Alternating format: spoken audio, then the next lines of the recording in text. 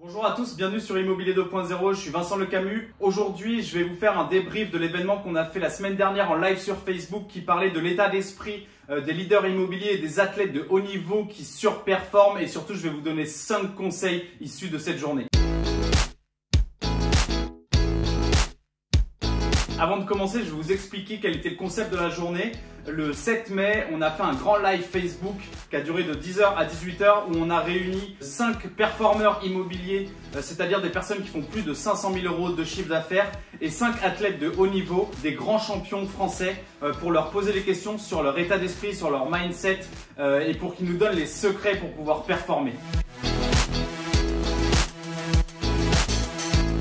On a commencé avec Gwenaël Milo qui est un jeune espoir du triathlon français qui était hyper inspirant. On a enchaîné juste après avec Ludovic Chorgnon. Si vous ne connaissez pas, il a un record du monde assez incroyable, c'est qu'il a couru 41 Ironman en 41 jours, donc c'est complètement fou. Il a d'autres records du monde, il a fini l'enduroman, il a plus de 50 marathons à son actif, bref, quelqu'un qui a un vrai caractère. Ensuite, l'après-midi, on a eu la chance d'avoir Megdes Voldou qui a gagné la Parisienne en 2019, qui est aussi championne de France sur 5000 mètres, une jeune érythréenne qui a des ambitions d'aller aux Jeux Olympiques, voilà, qui était vraiment très intéressante. Elle était accompagnée de Jeff Tatar qui est un athlète tout-terrain comme j'aime bien dire, mais surtout voilà, qui a fait plusieurs marathons, qui a eu beaucoup de réussite à son actif. Et enfin, on a fini avec Marion Laure Blanchet comme sportive, qui est championne du monde de triathlon en 2002 en junior,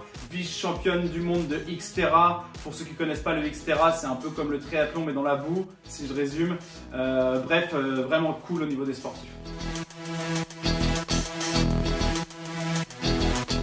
Côté professionnel de l'immobilier aussi, on n'était pas en reste. On a commencé avec Arnaud Motref qui a été numéro 1 Century 21 en 2016, qui nous a partagé une vision de comment on performe et ce qu'on peut voir après la performance, à quoi ça nous permet d'accéder. Ensuite, on a eu Thomas Cavaillé qui est numéro 1 chez WeLodge, qui a réalisé plus de 551 000 euros de chiffre d'affaires en 2019, donc très grosse performance alors qu'il a à peine 25 ans si mes souvenirs sont bons.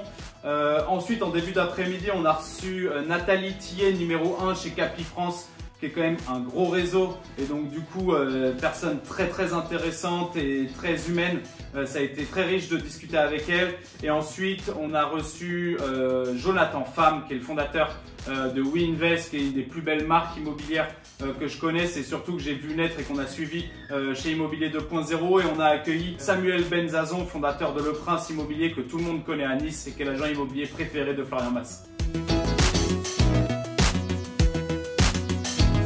Maintenant que je vous ai présenté un petit peu tout le monde, on va commencer avec le premier conseil. Le premier conseil, c'est celui issu de... C'est Gwenaël qui l'a donné, Gwenaël Milo, qui nous disait tout simplement qu'on avait tendance à surévaluer la motivation et à sous-évaluer le besoin d'un bon environnement. Et en fait, tout commence par un bon environnement pour bien performer. Il faut vraiment créer son environnement où on est à l'aise, où on est bien et où on n'a pas de tension mentale. C'est grâce à cet environnement-là qu'on peut se mettre dans des conditions pour pouvoir performer. Le second conseil, c'est celui de Marion Laure Blanchet qui m'a bien marqué, qui a dû marquer un petit peu tout le monde. C'est l'idée de focus. Si vous êtes focalisé et focus sur une seule chose à la fois, vous êtes beaucoup plus performant. Par exemple, là, si tout le monde regarde la vidéo et je vous dis identifiez en 10 secondes tous les objets rouges qui sont à côté de vous, prenez le temps là, prenez 10 secondes.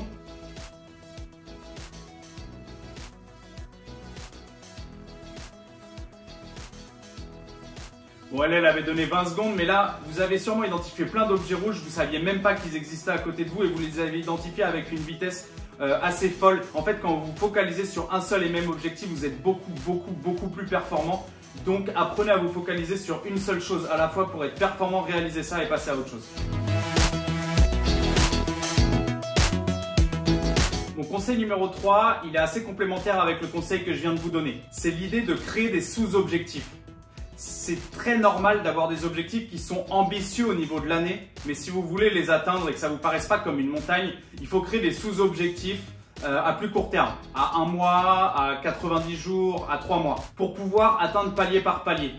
Si on regarde la montagne de tout en haut en face, elle nous paraît insurmontable. Mais si on va étape par étape, on monte d'abord 100 mètres de dénivelé, puis 100 mètres de dénivelé, puis 100 mètres de dénivelé. Si on le fait 28 fois, on a monté 2800 mètres. La réalité, c'est que c'est beaucoup plus facile d'atteindre des petits objectifs et à la fin, on se rend compte qu'on a gravi des montagnes grâce à ça. Typiquement, l'exemple que j'ai beaucoup aimé, c'est celui d'Arnaud Motref, que j'ai interviewé, qui me disait qu'en fait le jour où il est arrivé numéro 1 de chez Century 21, son objectif n'était pas d'être numéro 1. Son objectif c'était d'être méga centurion, peu importe les termes, mais le jour où il est arrivé méga centurion, à ce moment-là il s'est dit mais en fait c'est assez facile d'être numéro 1, là je sais que je peux le faire, et il est passé numéro 1 de chez Century 21.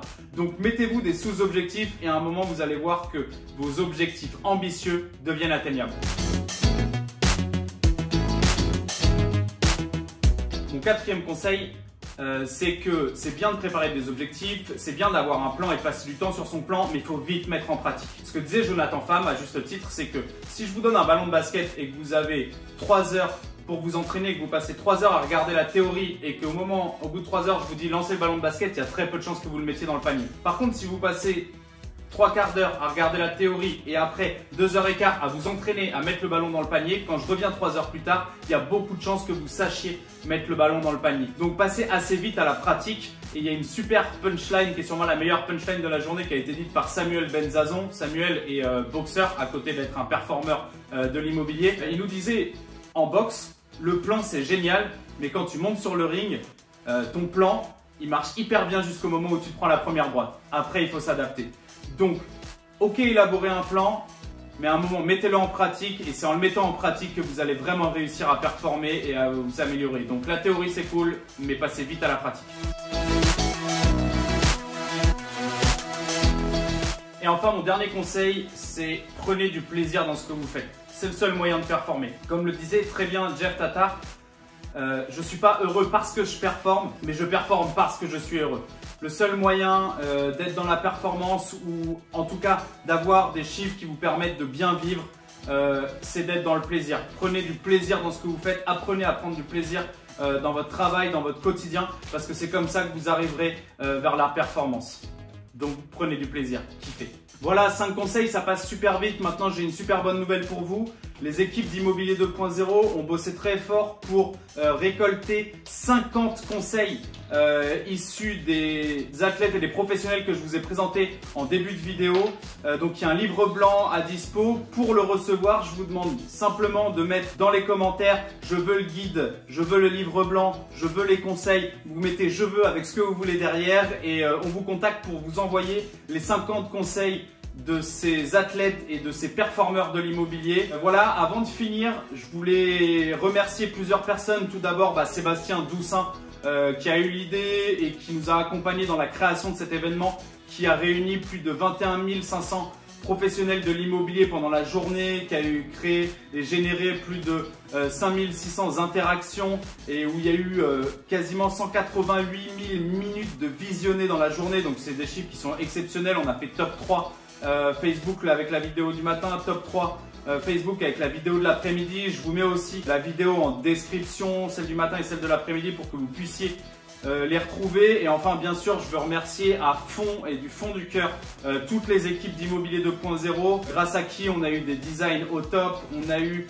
des génériques incroyables. Je vous invite à aller regarder les vidéos, mais c'était assez sympa de bosser avec tous ces éléments-là, du contenu qui a été vraiment bon. Donc voilà, merci beaucoup à vous, merci à toutes les équipes Immobilier 2.0, merci à Seb, merci aussi aux gens qui sont venus nous aider pour interviewer, Romain Cartier, Sébastien Tedesco, Stéphanie Cocozza, Cédric Laporte, Olivier Guerre. Je pense que j'ai oublié personne, j'espère en tout cas. Merci d'avoir suivi la vidéo, n'hésitez pas à vous abonner, mettez en commentaire, je veux les conseils, je veux le guide, on vous envoie tout ça et à très vite sur Immobilier 2.0. Ciao!